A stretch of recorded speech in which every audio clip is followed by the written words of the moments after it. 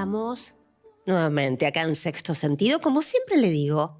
6 sentidos, ya lo tengo devaluado el programa, como la Argentina. No me alcanzan. Tengo que rebautizar el programa. 10, 20, 30 sentidos, ya uno no podría llegar a saber. Bueno, hoy un poco para hablar de todos estos temas que tienen que ver con cómo se ha devaluado todo en la Argentina. Lo tengo, usted lo conoce muy bien, Agustín Echevarne. Él es economista, está en la Fundación Libertad y Progreso. Es un hombre que entiende mucho creo que de psicología en el fondo. ¿Será eso? Porque más que de economía también hay que saber de psicología en la Argentina. Hay cosas que solo tienen explicación psicológica. Agustín, gracias por venir. No, un placer. Gracias por la invitación. Siempre es un gusto venir. Y tiene que ver con la psicología, ¿no? Por supuesto. Y yo creo que tiene que ver con el ser humano, con la naturaleza del ser humano. Pero yo creo que la naturaleza del ser humano es la misma en todos los países. Sí. Entonces lo que importa es en qué momento estás del ciclo vital de una vida o de una sociedad. Y Argentina tuvo un ciclo vital vibrante, extraordinario, en los primeros 100 años, con un éxito tremendamente importante, que fue tan rápido y tan exitoso que ese mismo éxito es lo que derivó en que la gente creyó que todo era fácil, que todo estaba dado, nos olvidamos de las obligaciones y solo buscamos los derechos. Y se empezó a hablar de derechos. ¿Quién te da más derechos? Fulano, mengano. Y así apareció finalmente el peronismo. Pero la realidad es que eso es lo natural. Eso pasa muchas veces. Ahora estamos en el proceso contrario. 80 años de larga decadencia. Sí. Y yo creo que es el momento de empezar a soñar con un renacimiento de la Argentina. Ahora, de alguna manera, un poco charlábamos, ¿no? Fuera de cámara, hay como ahora una conciencia. Empiezo hablando por la gente, obviamente no, ahora hablamos de todo lo demás, pero por la gente. Digo, creo que hay como una conciencia que hasta hace unos años no se tenía, ¿no? Una conciencia de la gravedad de los problemas, de que no es lógico que el Estado viva subsidiándote, no es lógico no pagar nada por la energía, no es lógico que tengas al Estado también metiéndote en la vida permanente, casi que en las 24 horas del día, queriendo, insisto, hasta meterse en las cuestiones comerciales más mínimas, como ya estamos viendo, ¿no? Con este gobierno es una cosa realmente insólita. Pero creo que hay más conciencia, ¿no? Yo creo que sí, y sobre todo en los más jóvenes. Yo veo que la juventud es impresionante cómo pescó en esta idea digamos, de las ideas del liberalismo, que hay algo interesante que tienen que ver, que no estaba visto, que no está en los manuales de texto que les dan en los colegios, que no está, pero lo empezaron a decir una cantidad de economistas liberales hasta que llegó Javier Milei y digamos que fue mucho más claro, hizo como una especie de explosión de todas estas ideas. Pero ya lo veíamos venir hace rato. Y ahora, el otro día, por ejemplo, en San Antonio de los Cobres, un chico de 15 o 16 años dice, no, yo lo voto a Milei porque tenemos que hacernos cargo de nosotros mismos. Entonces, fíjate, es todo lo contrario de la imagen típica que vos ves a una señora colgada del cogote de un político diciendo no te olvides de nosotros, como si el político le resolviera los problemas a la gente. Y ahora creo que hay un montón de personas, sobre todo los jóvenes, que se dan cuenta que los políticos no te van a resolver el problema. Y eso es madurez. Eso es madurez, pero a ver, Agustín, hace muchos años que nos conocemos y venimos hablando de todas estas ideas, pero yo te diría que en realidad en realidad la política sí tiene una forma muy eficiente en la mayoría de los países que funcionan de resolverle los problemas a la gente. Número uno es no metiéndose en donde no se tiene que meter. Bueno, digo, ya empecemos por ahí. Pero digamos que es en el sentido negativo. O sea, el sistema político lo que debería garantizar es la seguridad de los ciudadanos. Claro, por eso hay cosas que no se maten unos a otros. Exactamente. O sea, es lo que es la policía, la justicia, la seguridad, la defensa. Exacto. Eso es el rol básico del Estado. Exactamente. Pero cuando el Estado empieza cada vez a apropiarse de otras cosas. Después vino, por supuesto, el tema de la salud pública, ¿no? Los programas de higiene y demás, y uno lo va mirando históricamente. Y los programas de educación. Pero en todo eso, el Estado tiene que ser subsidiario. En cambio, cuando el Estado empieza a hacer lo que va primero, entonces ahí tenés un problema enorme. Ya los liberales desde siempre anticipan que el Estado tiene que ser pequeño, hay que controlarlo, y es una lucha permanente porque el Estado naturalmente tiende a crecer. Y tiende a crecer porque es muy fácil regalar plata de otros. Sí, claro. Entonces, es muy, digamos que es tentador. O sea, yo te regalo dinero que no es mío y con eso consigo votos. La tentación es enorme y esto lo conocemos desde siempre, ¿no? Desde la historia, desde los romanos, pan y circo, demás. O sea, que lo tenés desde siempre. El rol de la división de poderes, el rol de la Constitución, el rol de la justicia independiente, el rol de la prensa, pero la prensa no como propaganda, sino la prensa, el verdadero periodismo es el que está permanentemente marcándole las costillas, contándole las costillas al gobierno, ¿no? Y marcando, ese es el que logró en algún momento voltear un presidente de los Estados Unidos, con el poder de la pregunta de los periodistas, o sea que es importantísimo. Bueno, el cuarto poder. Todo ese tipo de cosas tienen un objetivo. El objetivo es controlar el poder, que sea lo más pequeño posible para que la gente tenga las máximas libertades. En cambio, cuando los políticos empiezan a decir, no, pero yo te voy a dar derechos, y te empiezan a inventar derechos, y la lista de derechos es infinita porque las necesidades son infinitas, pero tenés recursos limitados, ahí tenés el problema. Y bueno, empezaron a acostumbrar, porque al principio tenías, como estaba en el primer discurso de Perón cuando llega en la década del 40, sobraba el dinero en el Banco Central, ¿no? Los lingotes de oro que estaban en el Banco Central, que tenías los países centrales, Inglaterra y demás, nos debían dinero a nosotros. Sí, claro. Éramos acreedores, sí. No éramos deudores. O sea, teníamos un Banco Central sólido, nos debían dinero, los salarios de la Argentina estaban entre los más altos del mundo, y ahí empezamos a repartir. Y ahí empezamos a decir, bueno, te puedo dar derechos y derechos y derechos, los ponemos en la Constitución, cambiamos la Constitución, etc. Pero ahora llegamos 80 años después. Y 80 años después, ¿qué te encontrás? Que ese país que se centraba en la movilidad social ascendente, porque sacábamos a cientos de miles de personas de la pobreza, pero no solo de la pobreza, también de la ignorancia, porque llegaban sin saber leer y escribir. Ahora es exactamente al revés. Y ahora es exactamente al revés. Ahora el peronismo logró transformar. Peronismo, radicalismo, militarismo, o sea, los gobiernos que hemos tenido hasta acá, lograron pasar de ese modelo a un modelo que logró la movilidad social descendente. Es decir, una cantidad de gente que estaba a nivel de ingresos medios, que estaba saliendo de la pobreza o que había salido de la pobreza, sus familias, se caen.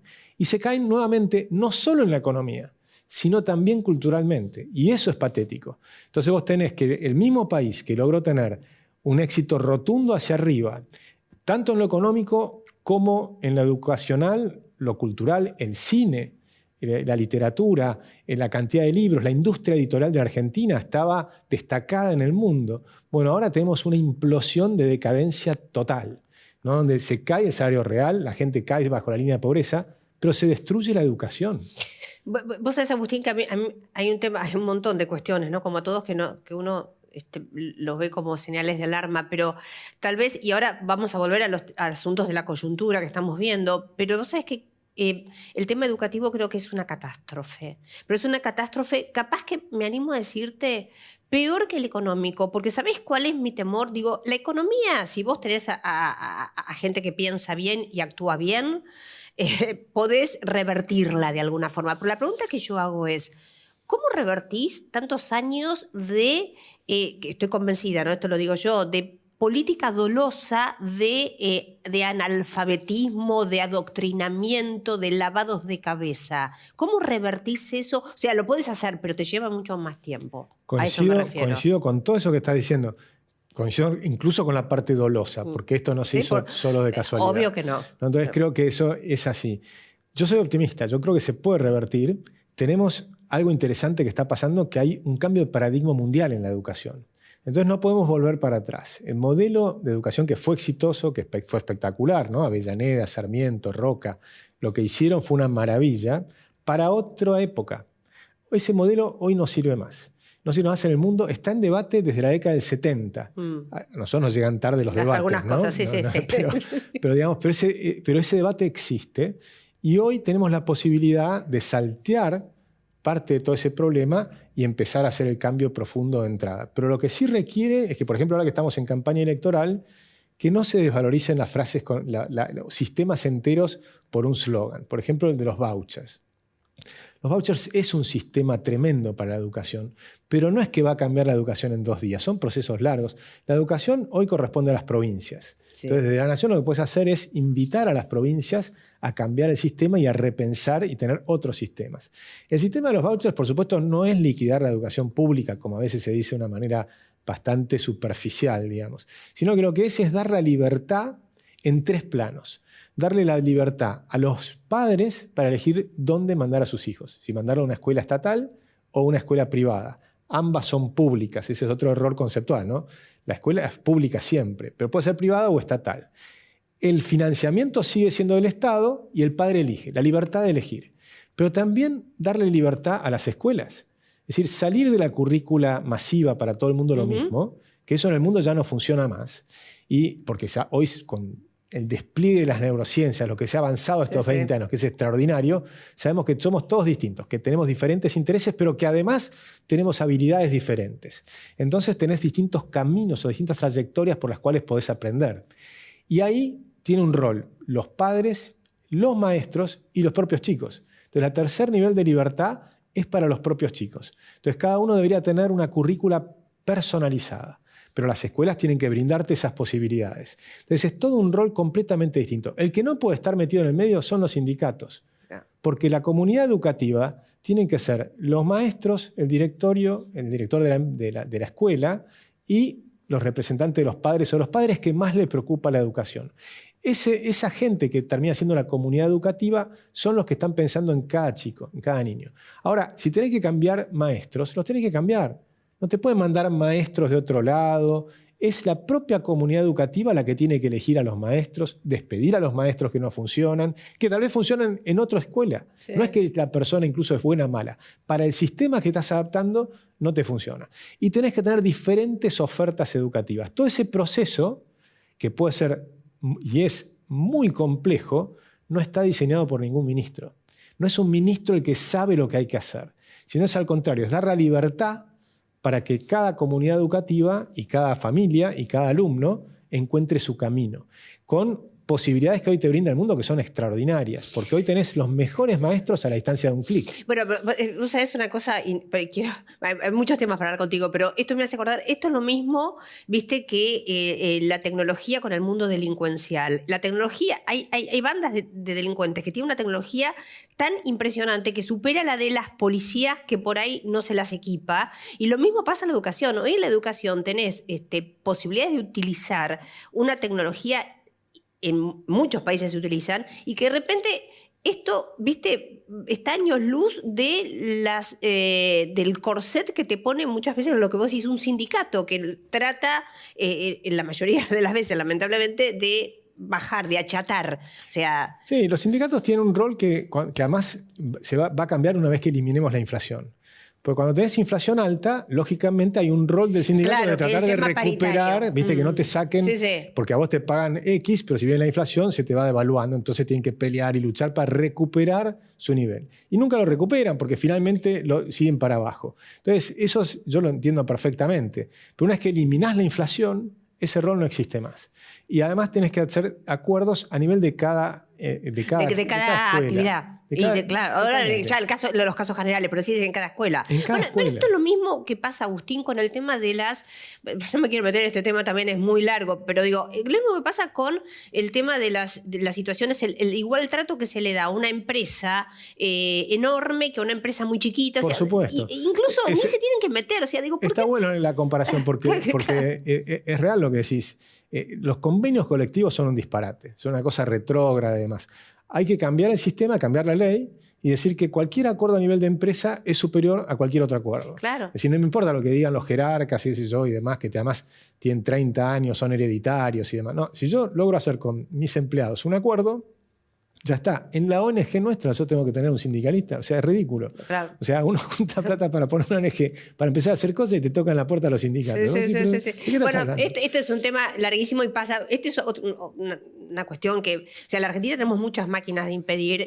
Una es la cuestión, la visión retrógrada que tienen muchos en este aspecto. Otro, bueno, ni hablemos lo que es el sistema impositivo, que es uno de las cosas más locas que existen en el mundo, y están en la República Argentina, desde la situación absurda de que viste que acá muchos te dicen, es más fácil hacer, entre comillas, digo, morir una empresa que disolverla, porque en cualquier país del mundo vos vas y te va mal en tu negocio, presentás una quiebra, me fue mal, y emprendés otra. O sea, a cualquiera le puede pasar.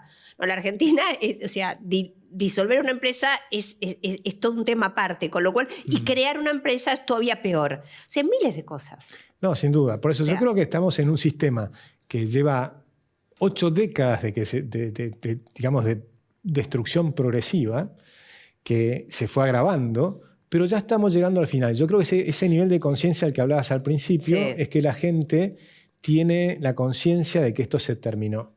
Que lo que estamos viviendo es el final de una película larguísima, de algo que no puede funcionar. Estos últimos manotazos de ahogado de Massa son casi ridículos, ¿no? ¿Cómo lo ves, Agustín? Porque estamos, igual vos viste, ¿no? Estamos saliendo al aire cuando este programa se repite un montón, por ahí dentro de 5 o 6 días tenemos más medidas, pero igual el concepto, más allá de las medidas puntuales, porque todo varía acá en 1 o 2 horas. Pero son las mismas, porque finalmente es repetir lo mismo. ¿Hace cuánto tiempo que están poniendo controles de precios? Sabemos que no funcionan. Ahora te dicen, no, controles de precios, ahora sí, devaluamos 22% y te dejo que aumente 5% y automáticamente vos mirás los índices de salarios y mirás los índices que están de las paritarias que se están haciendo, o mirás el índice de inflación y vas a ver que va a salir en 2 dígitos. Claro. Te vas a tener las paritarias están en 61% en 6 meses. Eso implica 156% al año. Y algunas están en 70%, que ya estás en niveles cercanos al 200% al año. Entonces, cuando empezás a mirar eso, mirá lo que pronostican los economistas, que tenían 140% para este año, después de la devaluación de 22% del otro día, ahora las proyecciones son 190% o 200%. El salto es tremendo. Entonces, ¿de qué le sirvió eso? ¿De qué sirve el plan Platita de estos días? Todas estas medidas que van anunciando todos los días, otra medida nueva y demás. Además, como si la gente fuera boba a esta altura las cosas. La gente lo sabe perfectamente, los jubilados, las pymes, todos saben perfectamente que te dieron un manotazo con el 22% y después te dan una curita para tratar de emparchar el problema porque estamos en un momento electoral. Es absurdo, no sirve, pero además la posibilidad que tenía de tratar de terminar más o menos con las cosas controladas, Massa, era porque tenía un acuerdo con el Fondo Monetario Internacional y conseguía que otros organismos multilaterales, el Fondo Monetario tenía 7.500 millones de dólares que ya ingresaron y otros te daban otros 1.500 millones, juntaban 9.000 millones de dólares para tratar de pasar este trimestre. Sí. ¿A cambio de qué? Que el Fondo Monetario te pedía que tengas austeridad y cumplas lo que hasta ahora nunca cumpliste, las metas que vos mismo aceptaste. Bueno, ¿qué pasó? Vuelve y a la semana siguiente le dice, me importa nada las metas, y hago un programa que ya acumula 0,4% del PBI de mayor déficit fiscal. O sea que no las va a cumplir de nuevo, pero es obvio y lo hace de una manera populista muy abierta. Pero ¿cuál es el problema?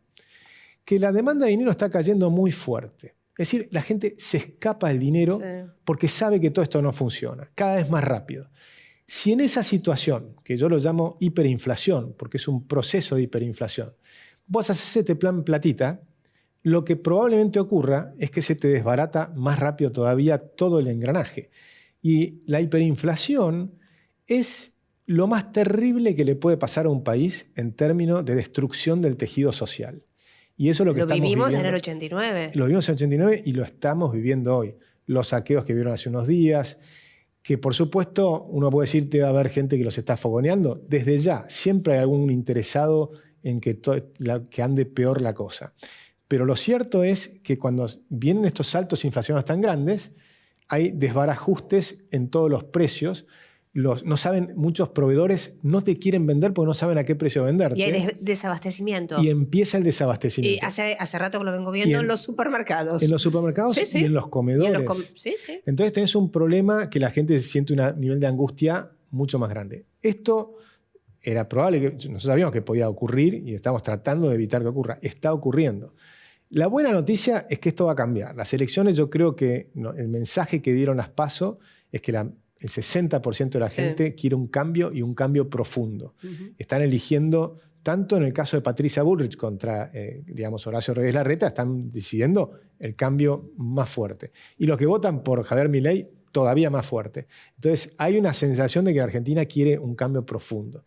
Ahora lo que falta es que la clase política pueda estar a la altura de las circunstancias y hacer un cambio controlando la situación. Ahora, Agustín, yo coincido contigo en que yo también soy optimista. Es estructural, con lo cual agrego además que el optimismo no paga impuestos todavía. O sea, que ser optimista está bueno. Podemos ser optimistas, eso sí, podemos ser muy optimistas. Sí, y que además ya estuvimos, a mí me decían que era de mal agüero muchas cosas que yo decía. Decía, no, cuando yo veo que las cosas andan mal, lo digo. No. Una cosa es ser optimista y otra cosa es no ser realista. O sea, vos podés ser optimista, realista y no, claro, no te estás engañando, ¿no? Y menos a la gente. Pero pará, voy a esto. Más allá de nuestro mutuo optimismo, de verdad a mí me preocupa mucho por lo que vos estás contando, lo que estás describiendo y por lo que se está viendo. A ver, falta poco y falta mucho para octubre. O sea, vos hablaste de un proceso ya hiperinflacionario. Yo te iba a preguntar si es como una cuestión de mentalidad que ya se empiezan a poner las cosas en modo hiperinflacionario, o vos ya técnicamente estás viendo un proceso de hiper, porque capaz que técnicamente todavía no es... La fórmula que yo lo veo es el proceso de salida, de huida del dinero. Del peso. La muerte del peso. Claro. Entonces, la muerte del peso es cuando la gente dice, esta moneda no me sirve, y te pagan esos pesos y rápidamente te deshaces de los pesos. Vas al supermercado, si sos un albañil, compras pintura, lo que fuera, pero sabés que tenés que deshacerte de los pesos porque a la semana siguiente todo te sale más caro. Si tenés que comprar una pintura, comprala hoy, no la semana que viene. Si tenés que comprar algo en el supermercado, compralo hoy, no la semana que viene. Es salir de los pesos. Ese es un proceso de fuga del dinero. Eso ya empezó hace rato. Pero ahora estamos en un nivel que ya pasaste a 2 dígitos mensuales. Después hay un número técnico que puso Philip Kagan de 50% mensual, al que todavía no llegamos. Ese número no llegamos, pero para mí no es que llegás, que 49% no es hiperinflación y 50%. Claro, y 50 es un proceso. Claro, es un que proceso. vos vas yendo hacia ese nivel. Ese nivel cuando ya está totalmente desatada y ya digamos, estás en la parte final del proceso. Pero estamos en un camino muy cerca de eso. Porque cuando vos mirás las hiperinflaciones anteriores, una vez que llegan a los 2 dígitos, de 10% a 50% puedes pasar muy rápido. La carrera es rapidísima ahí. Puede ser muy rápida, claro. Depende de muchas cuestiones.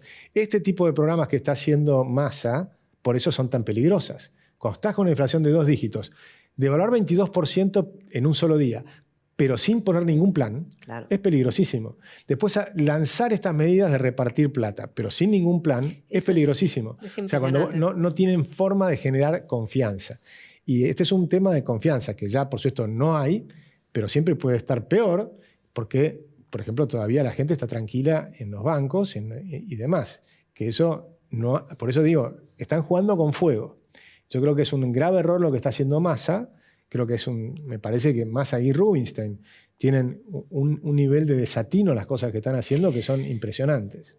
Vos sabés que yo siempre he dicho, ¿no?, que la confianza es un activo que cotiza al infinito y cotiza a cero hace rato. En los últimos, o sea, creo que el gobierno casi no nace con confianza cero, por algo gana las elecciones, obviamente, pero rápidamente la cotización de la confianza se fue a cero. Sí. Pero, insisto, falta mucho para octubre. Sí, es cierto, pero ahí hay un doble proceso, ¿no? Porque falta mucho para octubre, pero tenés un final que probablemente sea un final feliz.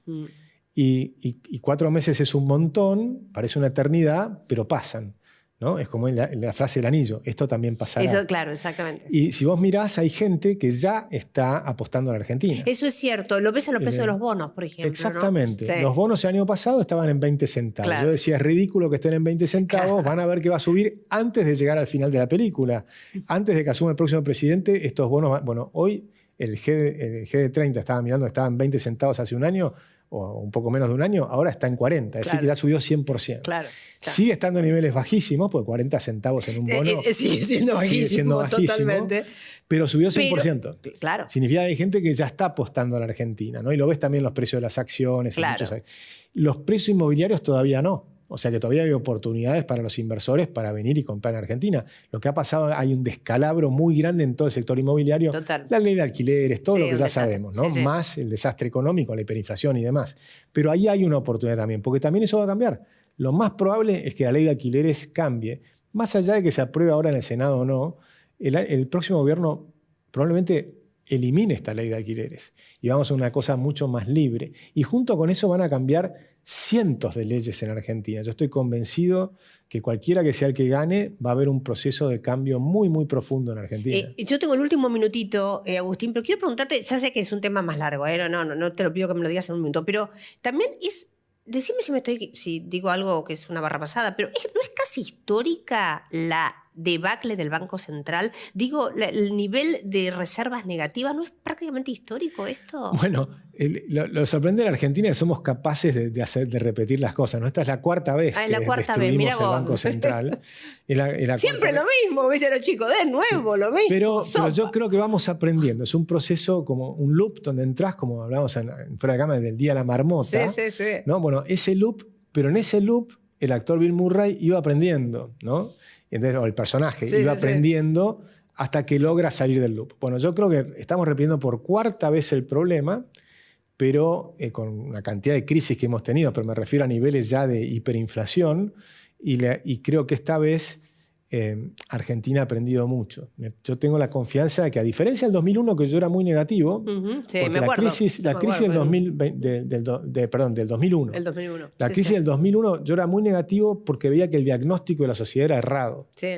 Hoy el diagnóstico de la sociedad yo creo que es correcto. El diagnóstico de la sociedad es que el Estado es un elefante gigantesco que se ha duplicado. Lo dicen todos los políticos, hasta incluso muchos peronistas te lo admiten. Sí, obviamente. ¿no? Lo entienden, lo saben. ¿No? De 25% a 43% del gasto público, y que es pésimo el gasto público, porque es pésima la seguridad, la educación y todo. Es decir, y que no podemos tener más déficits fiscales, inflación. O sea que hoy están viendo la realidad. Hoy el diagnóstico es el correcto. No me queda más tiempo, pero de verdad, seguí siendo optimista y aprovechá, ¿sabés qué? Acumula optimismo porque no hay impuestos sobre el optimismo, Agustín. Muy bueno. Es un buen dato, no me niegues, hay que acumular optimismo. Un placer. No lo digas en voz alta. No lo digo en voz alta. No vamos a avivar a nadie. Impuesto al optimismo. Sí. Gracias, un placer, Agustín. Un placer, un gustazo, gracias. Que estés acá y yo me reencuentro el próximo Sexto Sentido.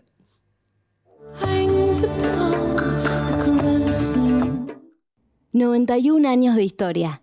Conoce el Palacio Legislativo. Agenda tu visita guiada en legislatura.gov.ar. Legislatura porteña. Nos une a la ciudad.